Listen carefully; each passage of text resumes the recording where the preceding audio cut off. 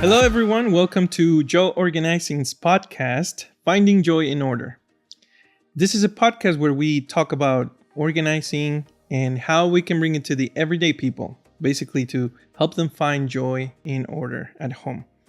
Today, I will be having the privilege of introducing all of you into our home here in Utah and being the interviewer of the founder of Joe Organizing, my beloved wife.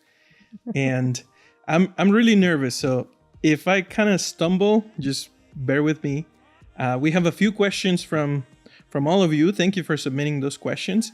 And this will be just a conversation with ordinary people. So welcome. So we have some kind of agenda here for the podcast. And first, I would like for you, Joe, even though you are the founder and everybody knows you, I would like for you to introduce yourself to our audience and tell us a little bit more about you and how you started the business. Okay, thank you. My name is Johanna Enciso, and I go by Joe in the business.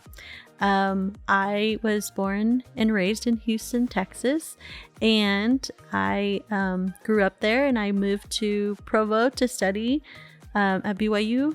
And then I went to serve a mission, an LDS mission in Guayaquil, Ecuador.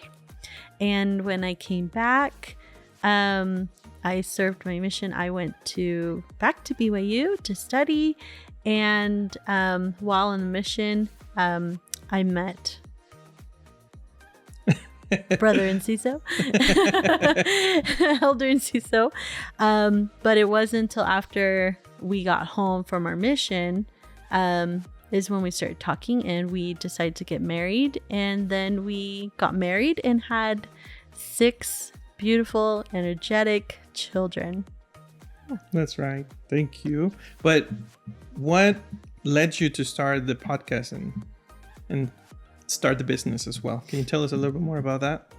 Well, I wanted to start the business. It wasn't to start a business in the beginning, but we had just had our twin boys, and our oldest was 15 months. And so during the time of me in the thick of motherhood, it was very difficult for me. So I started to really organize a lot of things, and that really brought me a lot of joy and happiness. And I thought, wow, I wonder if this is something that I can do as a job, something on the side that I can do. And I went online and I saw that I could own a business from it. And I come from a family that are entrepreneurs. Mm-hmm. And with your excellent guidance and love and support, we started organizing homes, and ever since then we've been going at it. So in this podcast, you want to talk about what specifically? What's the thing that drives you to share these type of conversations with people? So I really have had an urge to start a podcast because I first do not like to be in front of the camera or center of attention. Even though we're in front of even though we are in a camera, I thought it would just be a voice thing, but it turned out to be video. But I wanted to start it because I really have a passion in helping others find joy in order in their homes. And I know from personal experience that it is something that can be accomplished, whether you have lots of little ones at home, or if you're an empty nester and you have to get rid of a lot of things, that it is possible. So the podcast is here to help friends and family and people that listen, that it is okay, that even though things are very chaotic in your home, there are simple steps that you can do, very, very simple, any time of the day, that can help you get closer to having order in your home. And I know for a fact that order brings joy and peace in the home.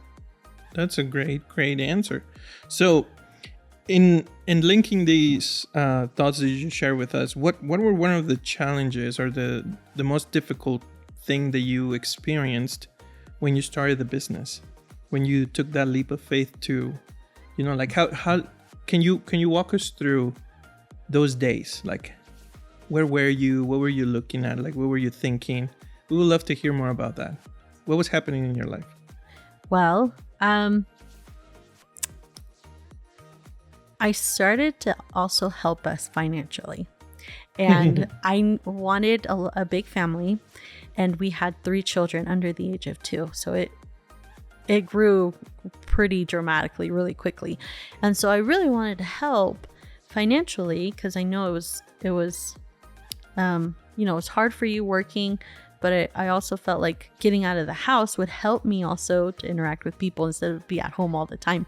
So every Saturday for many months, I would work 10 hours organizing people's homes. And so because in order for this for me to do this, I could only do it on a Saturday. I don't work on Sunday. You know that we don't work on Sundays. And so it's a very sacred time. So Saturdays were the only times that we could do it. But it was a lot of fun. It was a lot of fun for a couple years until it was very hard on my body.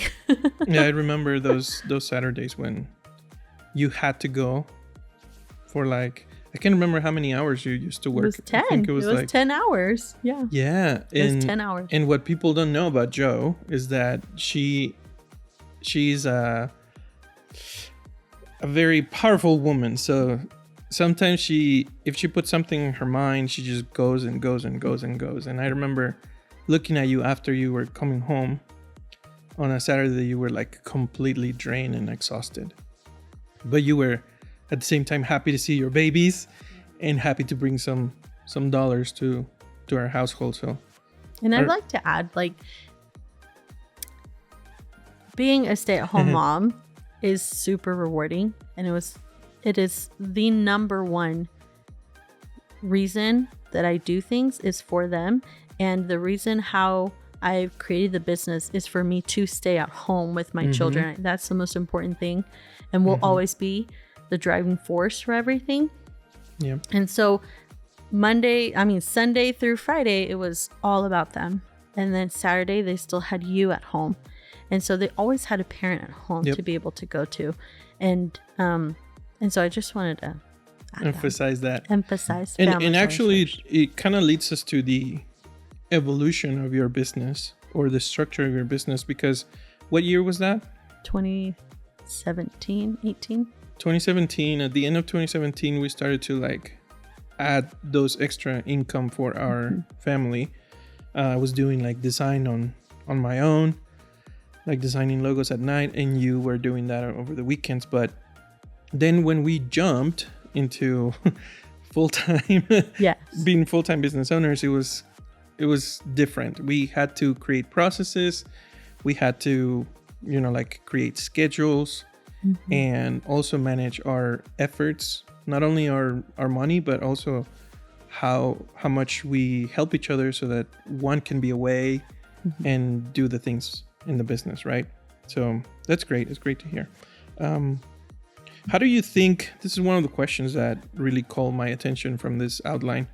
How do you think our skills, like your skills and my skills, complement each other and benefit our businesses? In this case, Jo Organizing more specifically. Okay, I can clearly define that. So why? A lot of the people that know you know that you're shy and very talented. You are the one behind Jo Organizing with graphics. You're a graphic designer, and branding. You do and branding as well. So you did all of my branding. You're the technical side of the business, the financial guy of the business. HR. Accounting. But I am the one that is centered in where it needs to go, and the decision making of where the business, the options or decisions that we make, how to pull it forward and keep it going forward. And And The like you vision. said, The I have a vision. vision. I'm a long-term goal kind of gal. And you're very short-sighted of like, okay, make we it have happen. this right Yes. now. And I'm like, this is where we need to go in 5 years.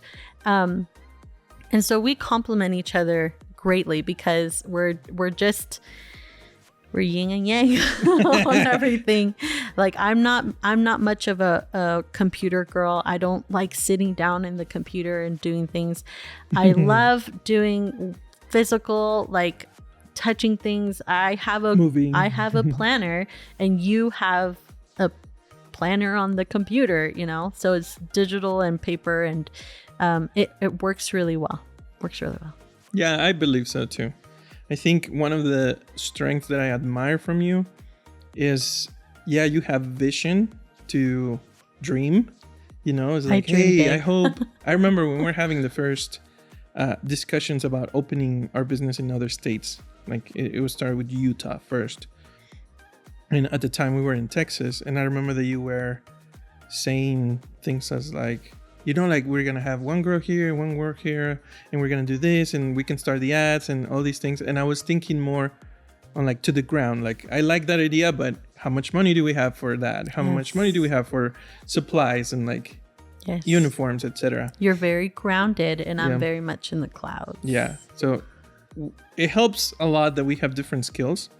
But one of the questions that people want to know the most is how do we keep the balance between, you know, like our personal life and our business partnership? And we will talk about that a little bit more in detail, but I have a few questions for you. Number one, what are your individual roles in the business? Can you tell us about that? Yes. So I am the person that keeps this business on track on what our mission and our vision is. And then your role is to help me in the day-to-day functions of the company, like the operations. Yeah. So your title is what? I'm the owner and founder And CEO. and CEO. Right? And I am the COO, or I'm in charge of operations. And let's add this too. Yeah. That during the day, I am with all the children. If the kids are in school, I have the two little kids. And then you are the one in the office all day. So the only time that I am needed during the day is when we have projects. So in the morning or at 2:00 when they're done, that's whenever I get on and I'm making sure everything went well and is going to plan. And then, but most of the day I'm with the children, I'm doing the housework. And you're the one behind the scenes in the computer. No, you're not. Okay, so can you share a funny moment or any funny story you have about work? About work, or Yeah. or about whenever we. Yeah, a funny moment or a work disagreement Okay. that we've had.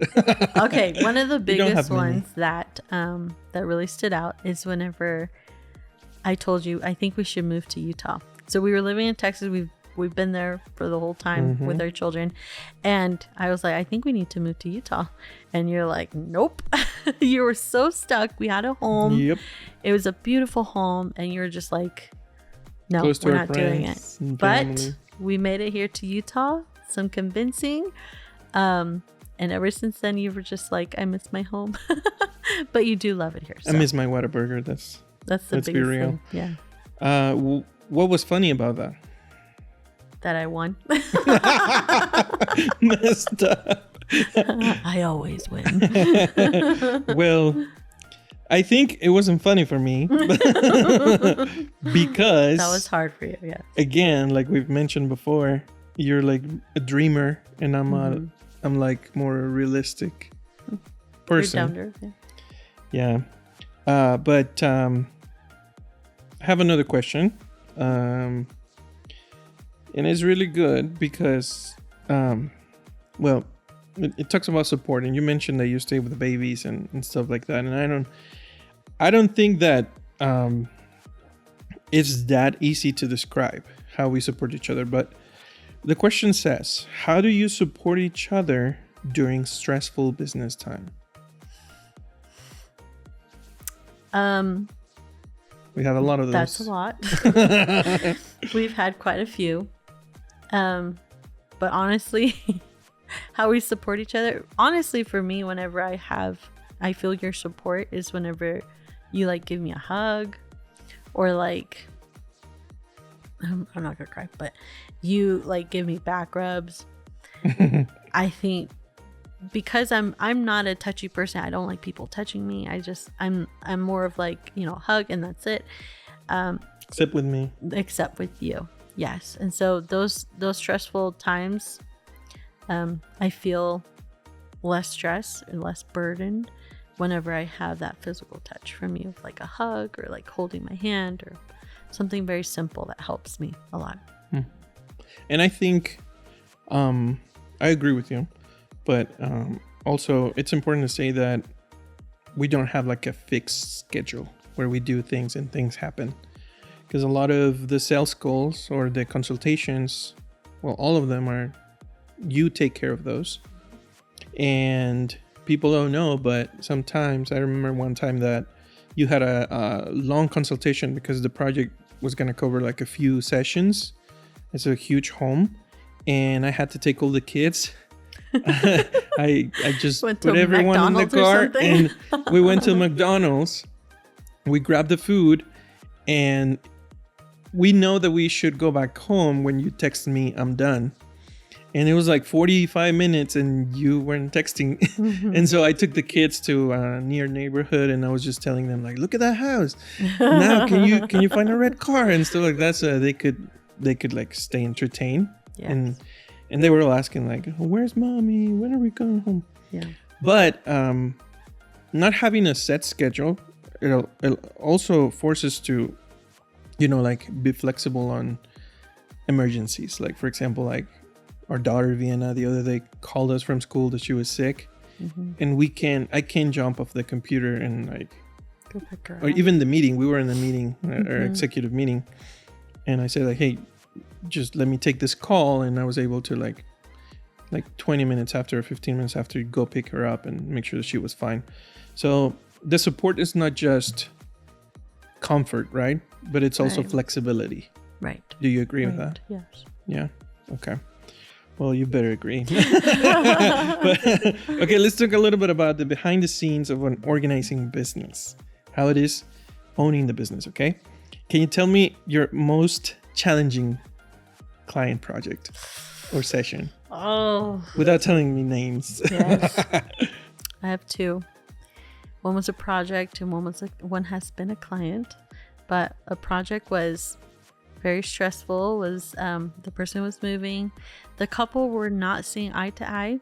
One wanted to move, and the other one was like, I want to stay here. And so that was very difficult. And I've realized that whenever there's a couple that are not on the same page, I have to let them know. It's like, unless you are on the same page, we won't be able to help you until you both are centered on what you need. And because, just lots of experiences of like that. But that was one of the most challenging ones. And there's a lot of other things that happened with that client.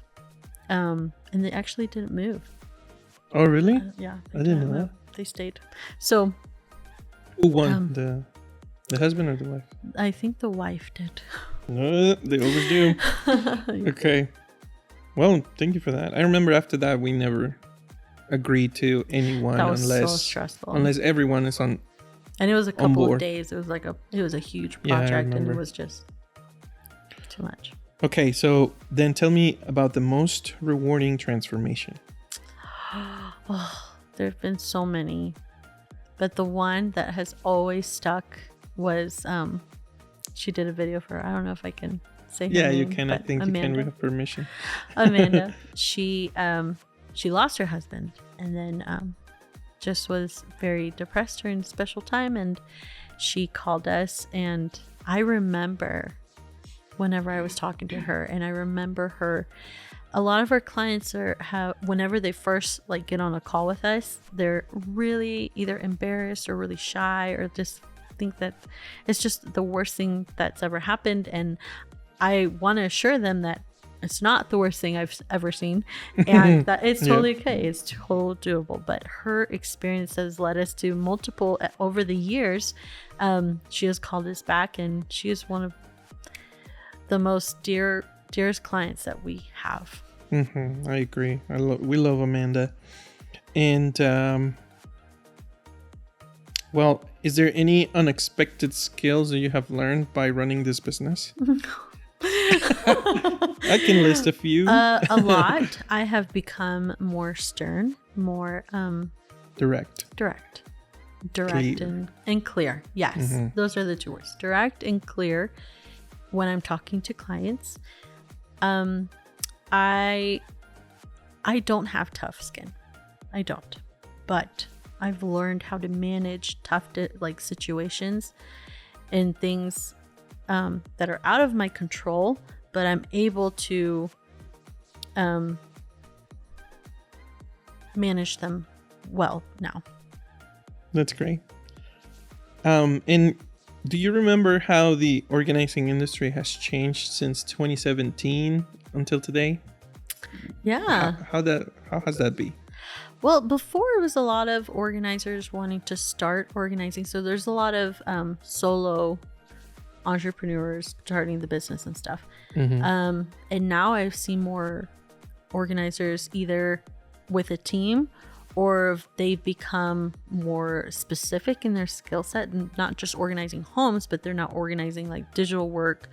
People are focusing on ADHD. They're very specialized. So that's exciting.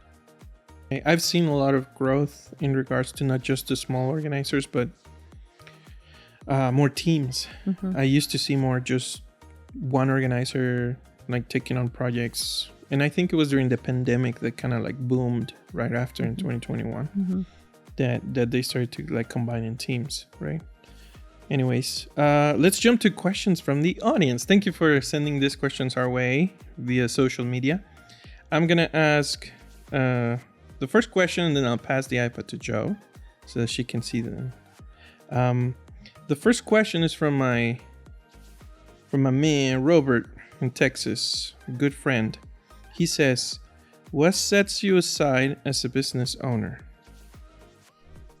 Okay.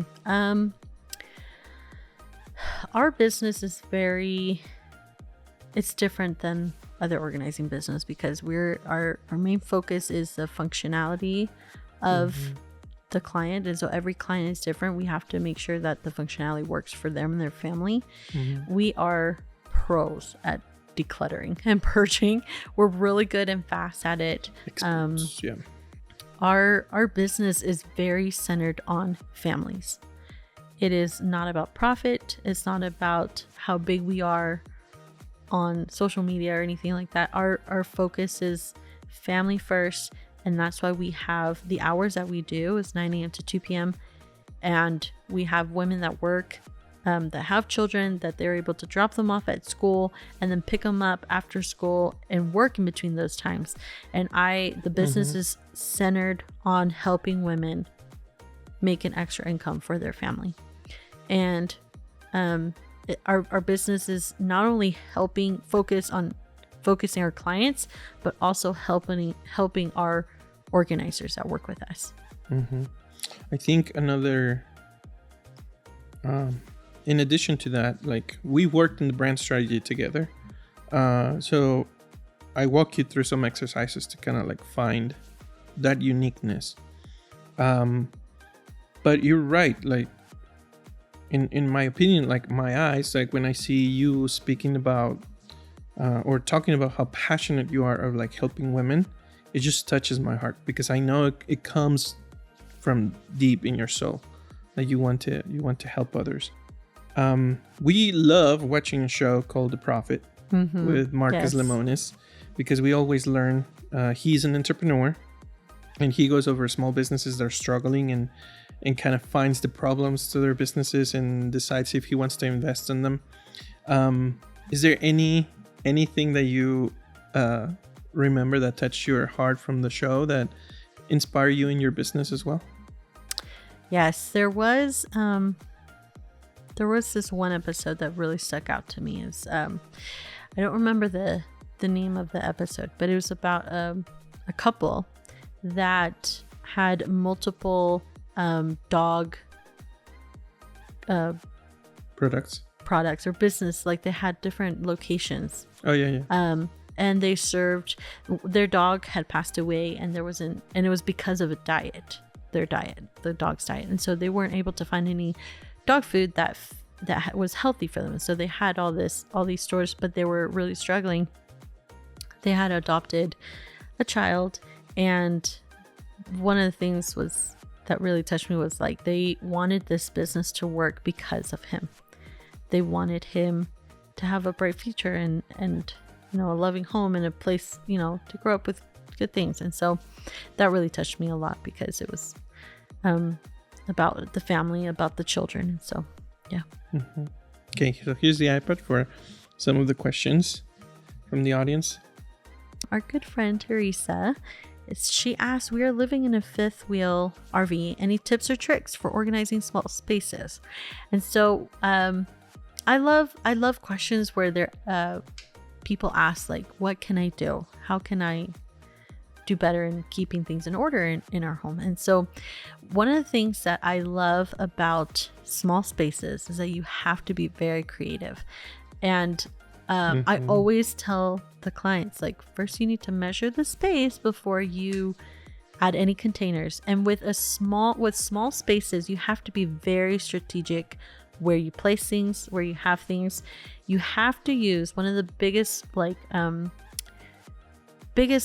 tips that I can give is you have to use all the vertical space. Okay, there's no room in the floor to be able to store anything. You have to be very creative. And so using the door for hanging things, like behind the door, there might be different shapes of cabinets and stuff, so you really need to maximize the vertical space in the cabinets. And so lots of containers will help keep things tidy, and whenever it's moving, they won't be shifting anywhere. And so always measure your space to make sure that you get the right containers. And if you need help, let me know. Like one of the tips also is like using those glue dots, right? Yes. So that the containers don't move. That was brilliant. The first time I saw you applying that in our home, because every time you open the drawer, it's like it shifts. It's like dancing, but you put those glue dots and then it just sticks. I love that. Yes. And I have like that in my office. There was one more question from Claudia. Remember? Oh, yeah. I wasn't able to put it on the list, but do you remember the question? Yeah, it was about how to help like transition from starting school, the semester, and ending school, and how we can do that. I am, like I said in the beginning, a planner person. I write my things on to-dos. If I don't see it on paper, I don't do it. But one of the tips that I would give to teachers, which I love, we have many family and friends that are teachers, is when before you end the school year, take pictures of your room. And when you start the school year, take pictures of the room, how it changed. By doing that will help you to know like what things were being used and what things weren't, and also like how it was used, the room. And so using the bulletin boards and things like that for organizing things as well. I know lots of teachers put like cute little designs and stuff, but using it as a way to organize your stuff can help as well. But yeah. Okay. Well, and then let's just finish our conversation today.